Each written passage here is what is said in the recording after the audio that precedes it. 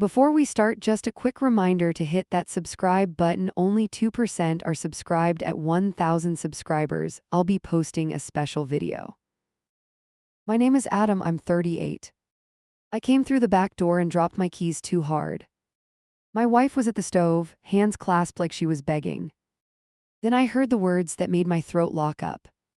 Let him fall on his face, her whisper scraped the air. She didn't look scared saying it. She looked focused, like this mattered more than dinner. I took one step back because I didn't want her to notice. I should have walked in and shut it down. Instead, I froze like an idiot. You know that moment when your brain refuses the obvious. I stood there listening, waiting for a punchline that never came. Our son Eli shifted at the counter, shoulders tense. He kept working like he didn't hear her. He wiped his hands and checked the pot again. I watched his jaw tighten and I hated myself for it. My shoe squeaked and my wife snapped her head around. Her eyes hit mine, then slid off like I was furniture. She broke her clasped hands and grabbed a spoon. That fast switch felt practiced and it chilled me. Eli looked up when he saw me. His face opened for 1 second like relief. Then it closed again like he remembered the rules. He nodded toward the plate and his fingers trembled. Try it, his voice was quiet, almost cautious. I tasted it and it hit right. Not fancy, not perfect, but good in a real way. My mouth moved before my fear could stop it. This is really good, I even smiled because I'm dumb. My wife turned toward me and her whole posture sharpened. The spoon stopped midair like I yanked a leash. Eli's eyes flicked to her, waiting for the damage. My wife set the spoon down too hard. She stared at Eli, not at me. Don't feed that, she muttered like praise was poison. Eli swallowed and his throat bobbed like he was choking. I laughed once, the wrong kind of laugh. I tried to make it light like a joke. Come on, he cooked dinner, my voice cracked on the last word. My wife's stare finally snapped onto me, and it felt like a warning. She stepped closer to Eli and blocked him with her body. It was subtle, but it was real. Her hand landed on his shoulder, not gentle at all. Eli didn't flinch, which somehow made it worse. You think this helps him, she kept her voice low. Her nails pressed through his shirt like a reminder. It makes him bold, she said, bold like it was a disease. I stared at her fingers and my stomach turned. Eli tried to slide the plate toward me again. His arm shook, but he forced it steady. Dad, just eat, he wouldn't look at her face. My wife's mouth twitched and I saw the flash of anger. She reached for the pan like she wanted to reclaim the whole meal. Her wrist moved fast, too fast for normal kitchen motion. I stepped in, palms up, trying to keep it calm. She paused and the pause felt like a test. Why are you doing this? The words came out rough. She blinked once, slow, like she was deciding what I deserved. Because you don't get it, she leaned closer, almost smiling. Then she glanced at Eli and her smile vanished. Eli scraped his fork against the plate, a small sharp sound. He had this tight look like he was counting breaths. I wanted to grab him and pull him behind me. Instead I stayed planted and that choice still burns. My wife wiped her hands and straightened her shirt. She acted like we were all just being dramatic. You're done in here, she told Eli, voice flat. Eli didn't move, like moving might set something off. He looked at me then, quick and desperate. It was the look that asks a question without words. I opened my mouth to say something brave. My wife shifted one step and the room went tight again. Go, she didn't raise her voice. That made it worse because it sounded final. Eli set the fork down and backed away from the counter. As he passed her, she murmured something under her breath and I caught one word: downfall. I grabbed the trash bag before it hit the bin. The plate scraped inside and sauce smeared the liner. My wife kept her grip like I was stealing contraband.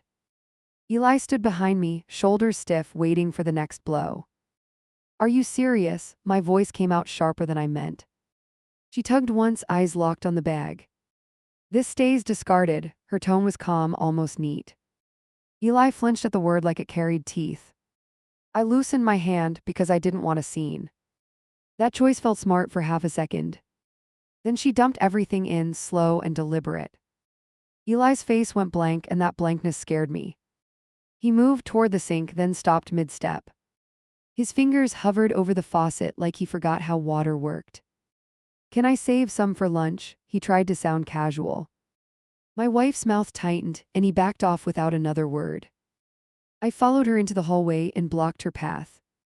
"What is happening with you?" My throat sounded raw. She angled her head like I was the one acting weird. "Don't start," she warned, and her eyes did not soften. I tried a different angle because I was scrambling. "We can talk later, just stop targeting him." She gave a tiny shrug, almost bored. "Targeting is a dramatic word," she said and walked past me. Eli stayed in his room after that, door half shut. I knocked once, then pushed it open slowly. He was sitting on the floor with a notebook in his lap. He snapped it closed when he saw me, like it was illegal. "You okay?" I leaned against the frame and watched his hands. He nodded too fast, then shrugged like it meant nothing. "It's fine," he muttered, but his eyes stayed on the carpet. I wanted to ask more and I chickened out. The next morning he rushed to the counter with that same notebook. He flipped pages fast, then froze on an empty space. He checked the couch, then the kitchen, then under the mail. His breathing got loud and he still tried to smile.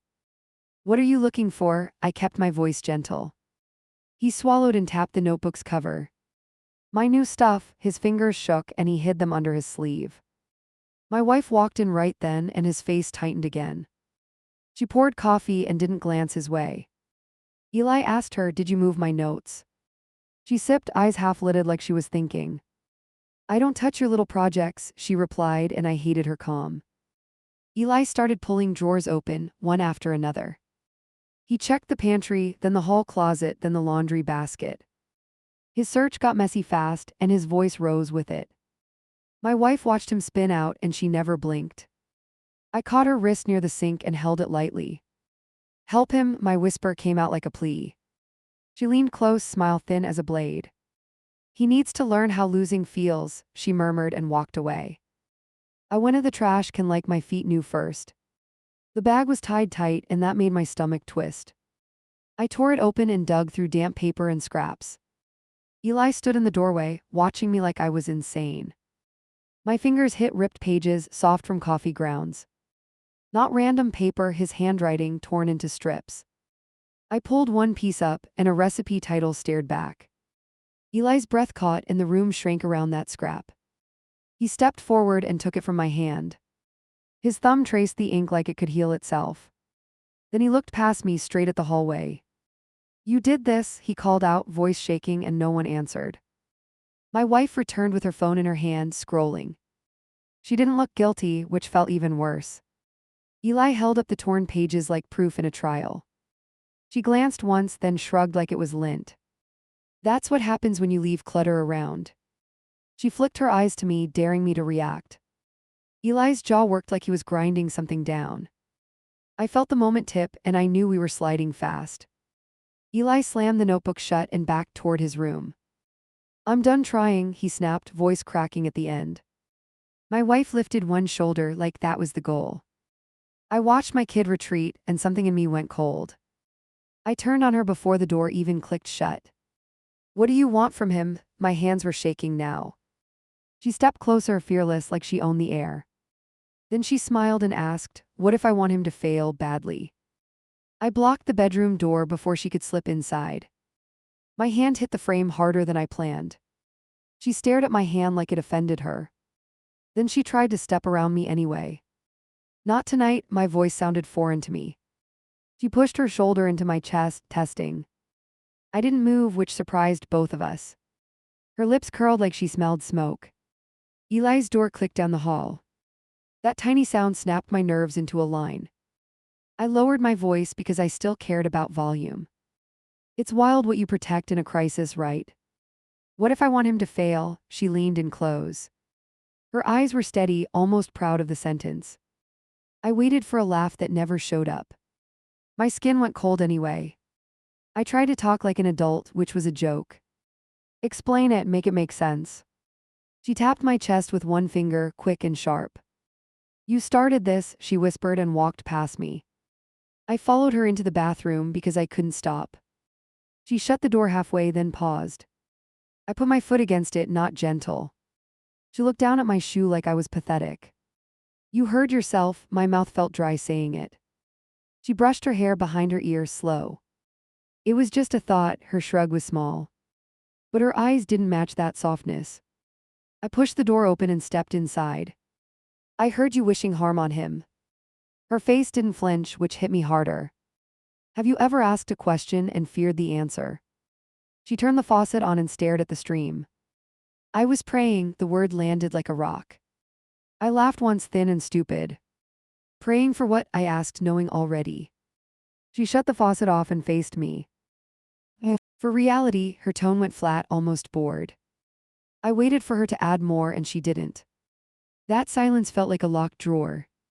I stepped closer and dropped my voice again. Say it, say what you mean. Her eyes flicked to the hallway, then back. For his downfall, she replied like it was weather.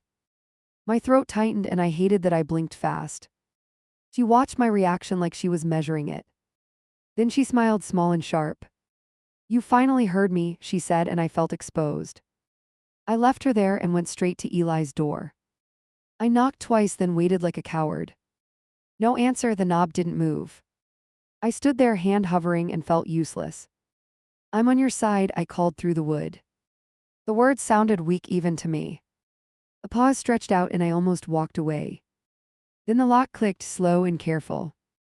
Eli opened the door just enough for his face. His eyes were red, but he held his voice steady. What did I do? The question came out small.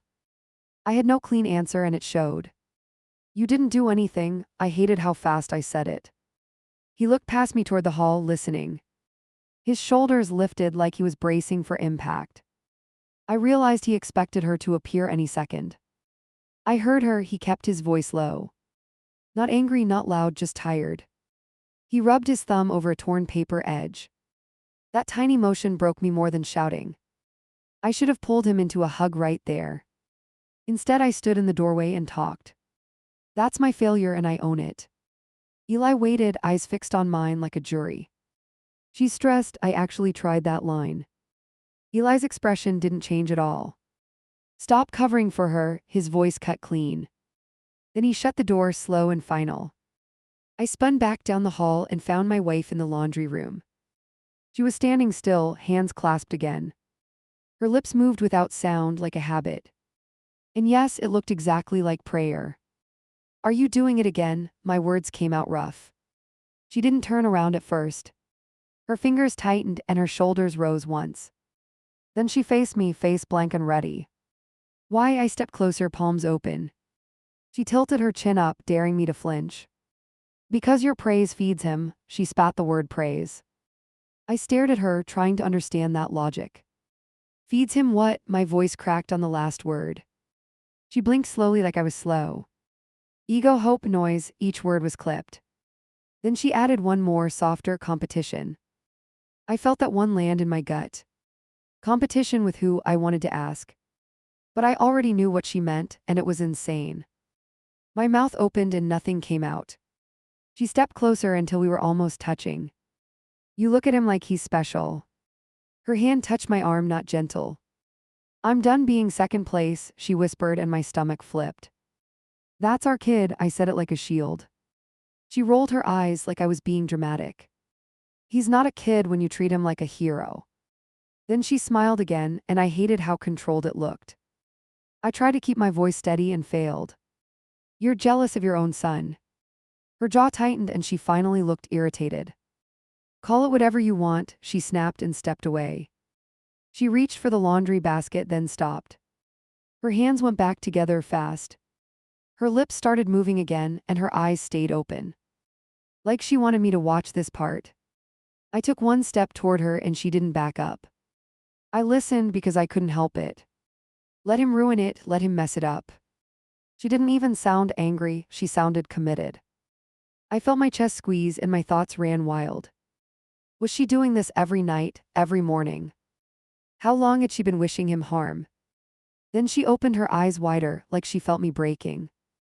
You're sick, the words slipped out before I chose them. She laughed short and sharp and shook her head. No, I'm honest, she pointed toward Eli's room. You're the one lying to him, she said, and that hit a nerve. I wanted to shout, to demand, to threaten something big. Instead, I lowered my voice again because I'm predictable. Stop praying against him, stop sabotaging him. She looked at me like I asked her to stop breathing. She walked past me and brushed my shoulder on purpose. At the doorway, she paused and looked back. If he rises, I disappear, her voice was steady. Then she walked out and I stood there shaking. I stayed in the laundry room too long after that. I stared at my hands like they belonged to somebody else. I kept thinking I could fix it with one perfect sentence.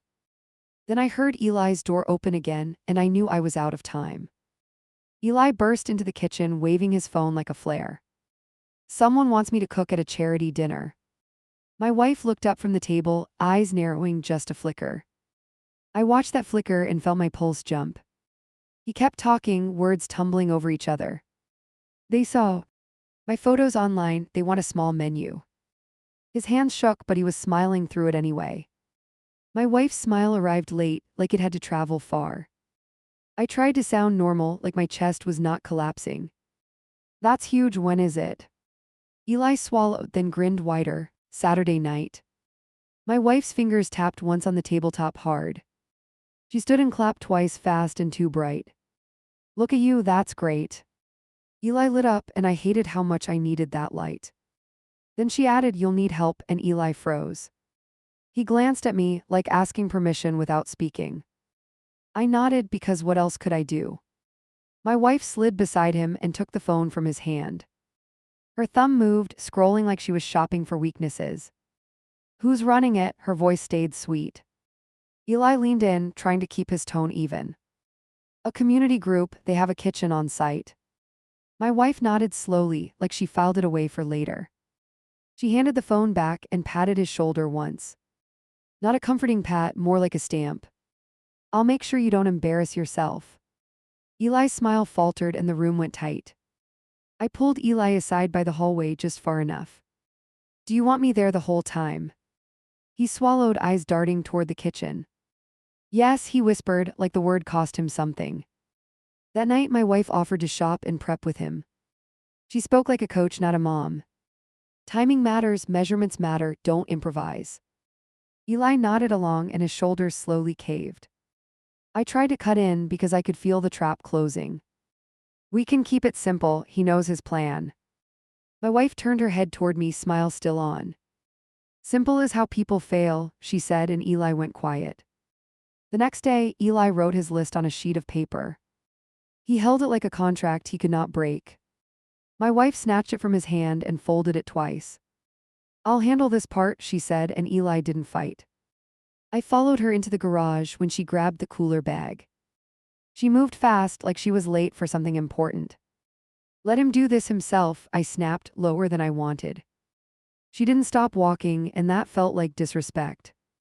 At the car, she opened the trunk and tossed the bag inside. Then she looked at me, chin up, daring me. You want him to succeed, I want him to learn. Her hand rested on the trunk edge, like she owned the outcome. I stepped closer and kept my voice steady barely. Learning is not the same as sabotage. Her eyes flashed, then smoothed out again. Said the man who started this, she replied and drove off. When she returned, she acted cheerful in a sharp way. She set bags down and started lining things up without asking. Eli hovered nearby, trying to stay useful without touching anything. I watched his hands curl into fists at his sides. Wash up, we start now, she pointed at the sink. Eli obeyed, shoulders stiff, like he was in trouble already. I wanted to tell him to stop listening to her. Instead, I stood there swallowing my own fear. They started prepping, and I tried to stay out of the way. My wife corrected every move with little taps and sighs. Eli flinched at each correction, then forced a nod. The worst part was how normal it could look from outside. I stepped in once when she slapped his wrist away.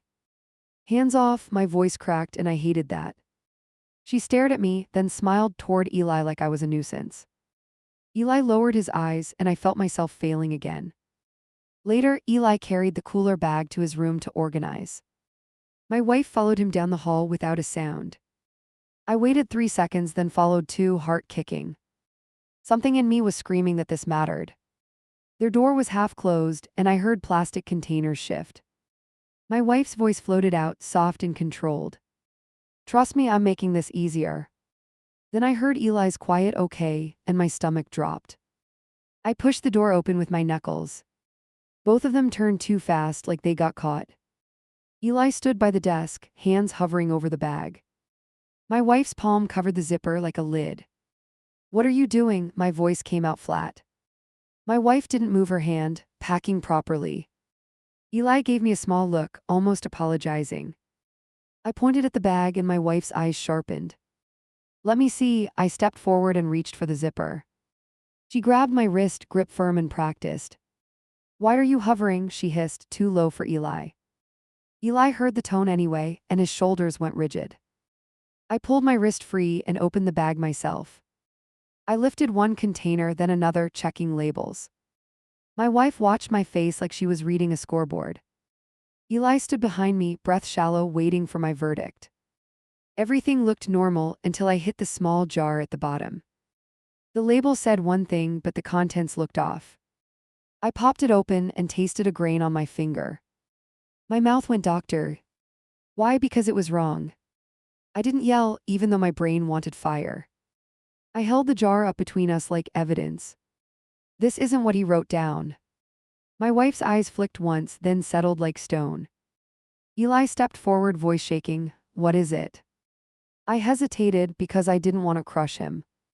My wife answered instead, smiling slightly. It's close enough. Eli stared at her and the smile died on his face.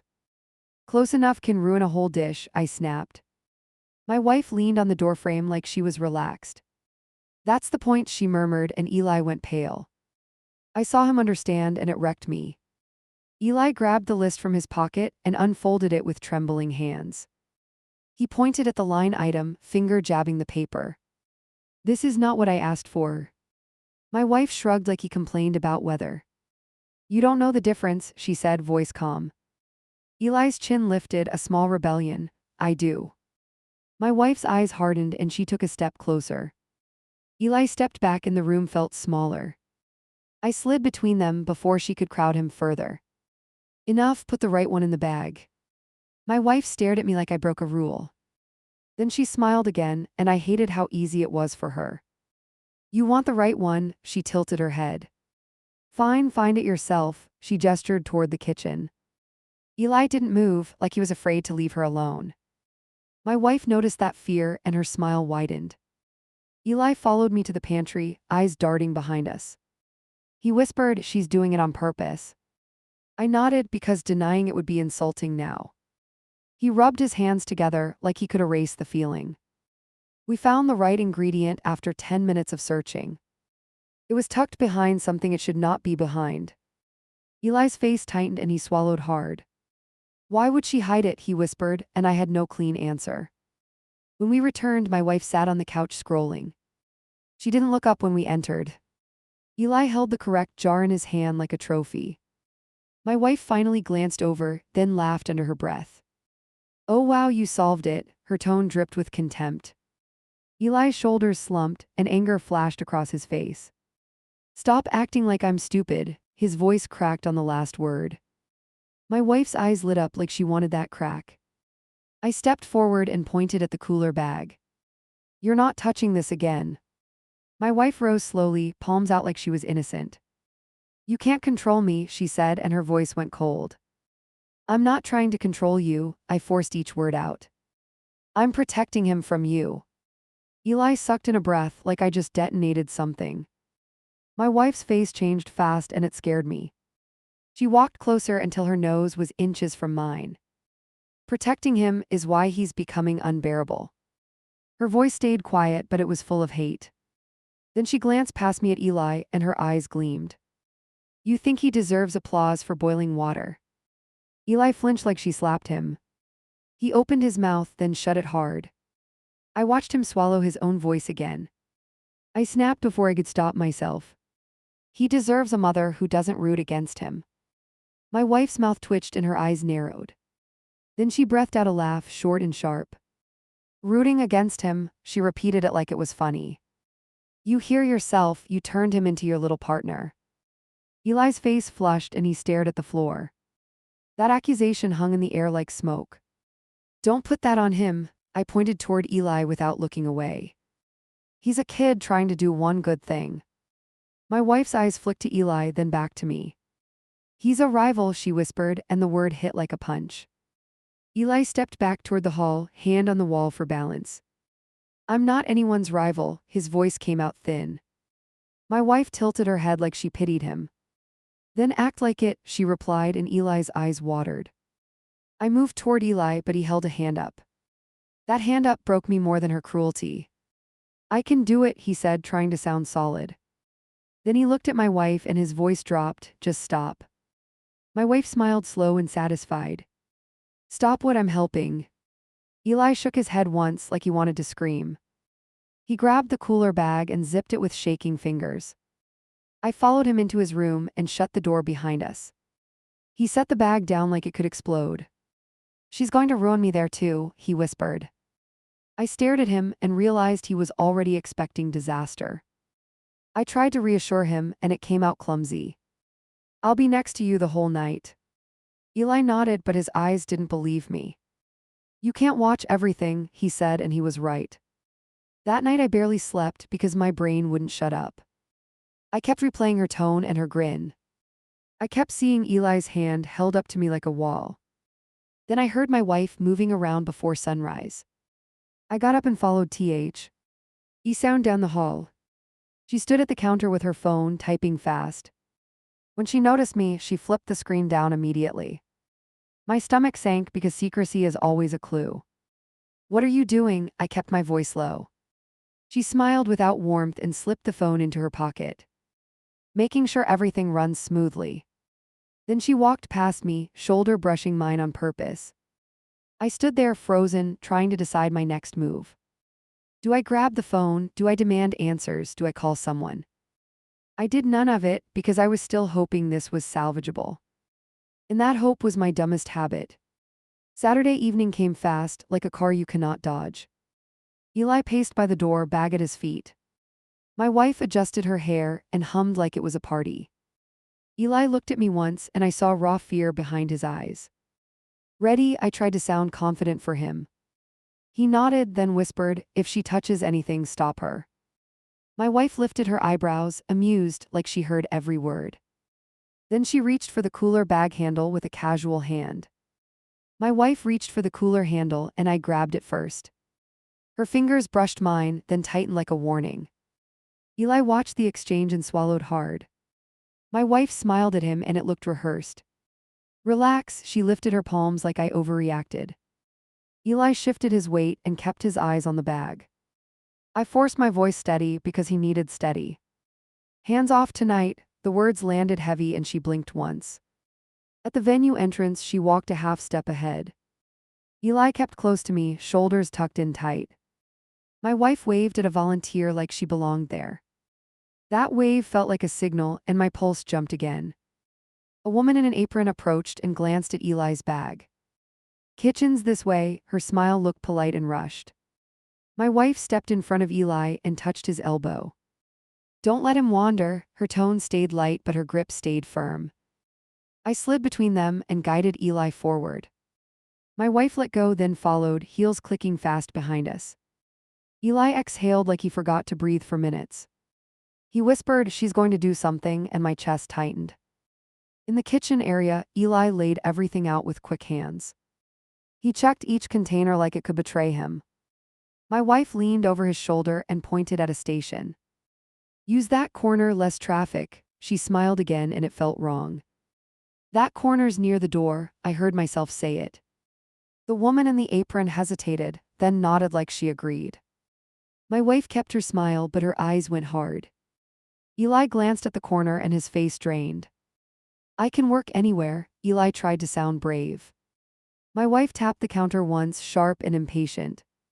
Do what you're told, this isn't your house. Eli flinched at the last line and my hands clenched. A man with a clipboard walked up and looked past Eli. Any allergies to flag? His voice sounded practiced.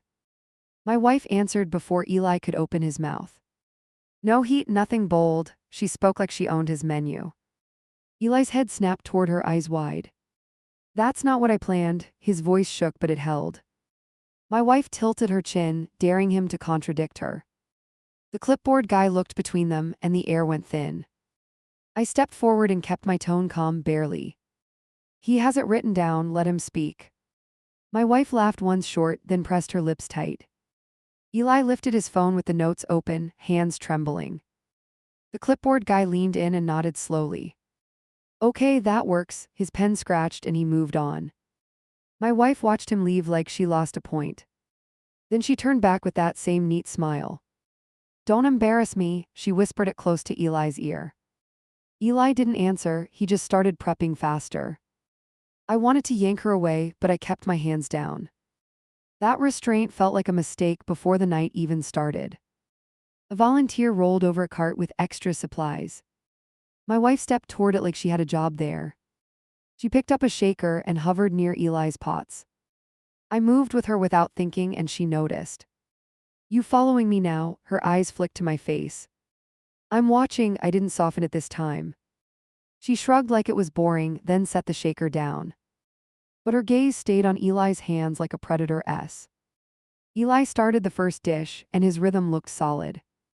He stirred, tasted, adjusted, then set the spoon down.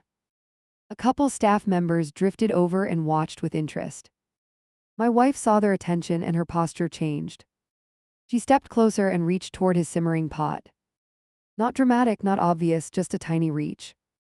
I caught her wrist firm right in front of everyone.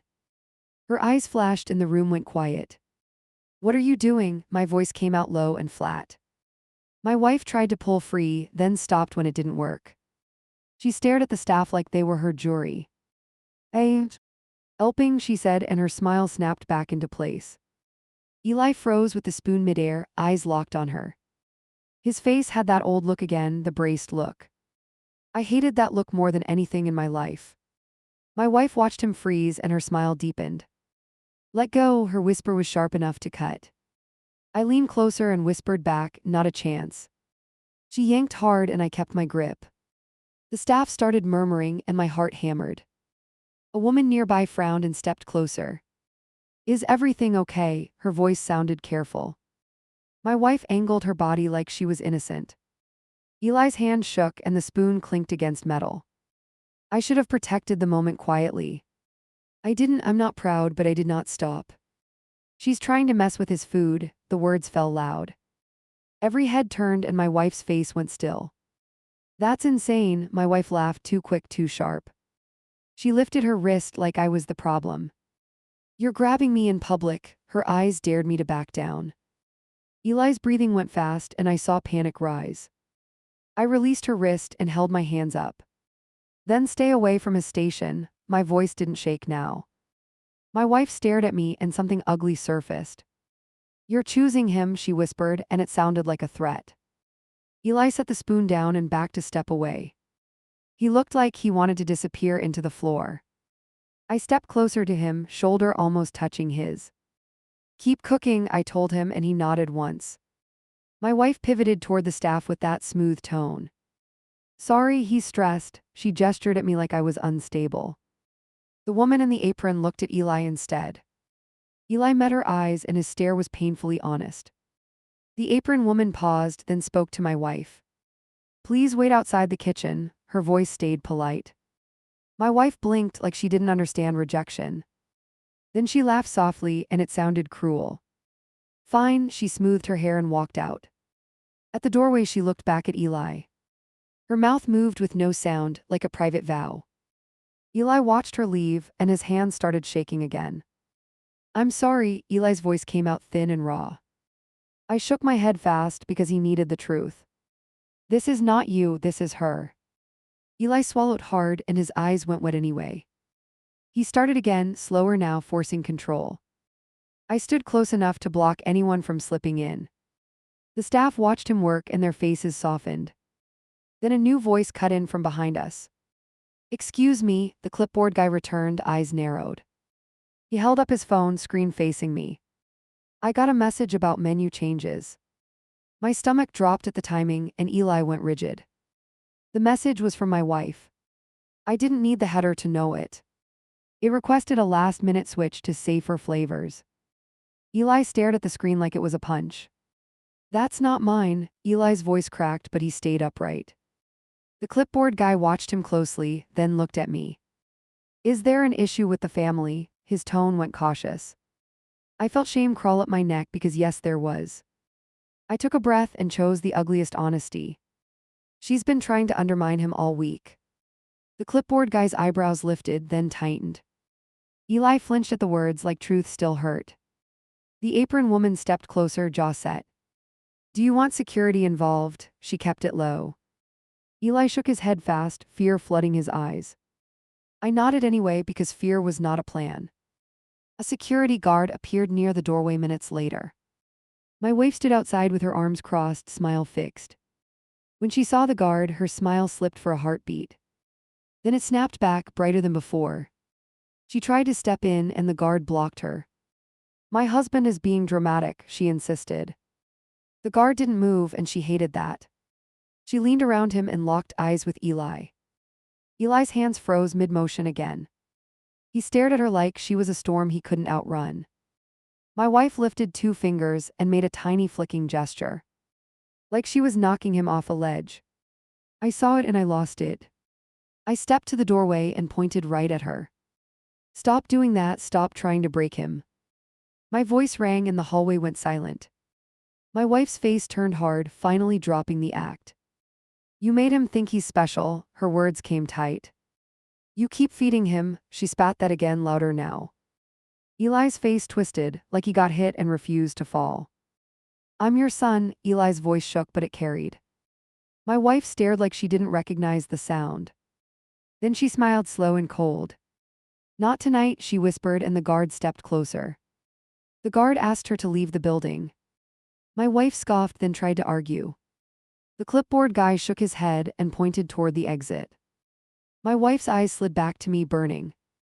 You'll regret this, she mouthed it without sound. Then she turned and walked out like she won in. Away. I watched her go and I felt something snap loose inside. Eli exhaled like he'd been underwater. Keep going, I kept my voice soft for him. He nodded and returned to the pot with shaking hands. He tasted, adjusted, then tasted again, forcing control. Every motion looked like a fight and he kept fighting. People started lining up for the tasting table. Eli plated portions with careful hands and steady breathing. A few guests murmured approval and came back for seconds. Eli's eyes flicked to me and I saw hope try to rise. Then someone called from the hall, loud and annoyed. There's a woman outside causing a scene. Eli's hand slipped and a plate almost tipped. I caught it and my heart started pounding again. I stepped out into the lobby and saw her near the entrance. She was talking to 2 guests like she was warning them. When she saw me, she lifted her phone like a weapon. I'm telling them the truth, she snapped. What truth? I moved closer, keeping my body between her and the kitchen. My wife jabbed the phone toward me, screen glowing. It was a post-draft about an unsafe kitchen and a reckless kid. My vision tunneled and my hands started shaking. You're trying to ruin him in real time, my voice went low. My wife's eyes widened, then narrowed with satisfaction.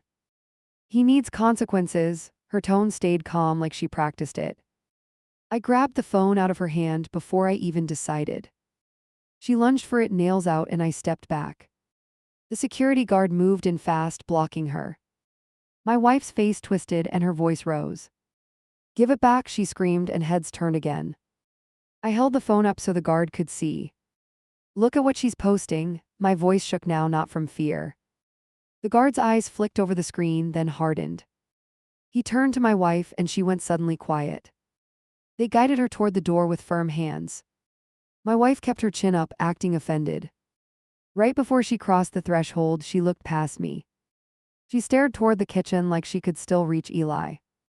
Eli appeared at the hallway entrance, apron on, hands tense. He watched her being escorted out, eyes wide and wet. My wife smiled at him one last time, like a final cut. Then she disappeared outside, and the door closed behind her. Eli didn't move for a long second. He stood there like his body forgot what safe meant. I walked to him and kept my hands visible, slow. You did nothing wrong, I told him, and he finally blinked. He nodded once, then swallowed hard. I thought she'd win, the words came out small. I felt that sentence hit deep because I helped her for too long. I forced myself to say it out loud, not tonight. He went back in and finished the service with shaking hands. The guests kept coming and the praise kept landing. Eli accepted it like a fragile thing, careful and unsure. I watched him stand tall anyway and my throat burned. After the last plate went out, he leaned on the counter. His face was exhausted, but his eyes were clear. Did you mean it when you said it was good? That question wrecked me because it should never exist. I nodded hard, no hesitation this time. Yes, I meant it then, I mean it now.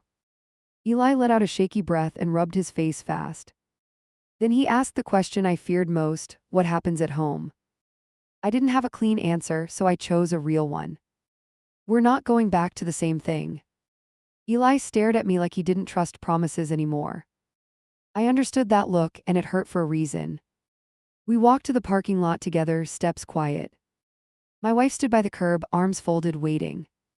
She looked calm again, like she reset herself. When she saw Eli beside me, her eyes flashed. You done playing hero? Her voice was soft and sharp. I didn't step toward her, I stepped closer to Eli. We're leaving, the words came out steady at last. My wife smiled like she expected that line, and it scared me. Eli opened the car door and hesitated. He looked at her, then at me, like choosing air. My wife tilted her head and whispered, he'll fall eventually. Eli flinched and I saw something hard form in him. I closed the door after him and faced her one more time. You can hate me, don't keep aiming at him. My wife's smile vanished, replaced by pure contempt. Then she whispered almost lovingly, watch me. I got in the driver's seat with my hands shaking. Eli stared out the window, jaw clenched tight. In the mirror, my wife stood alone and watched us roll away. Her lips moved again like prayer, and I knew she wasn't finished.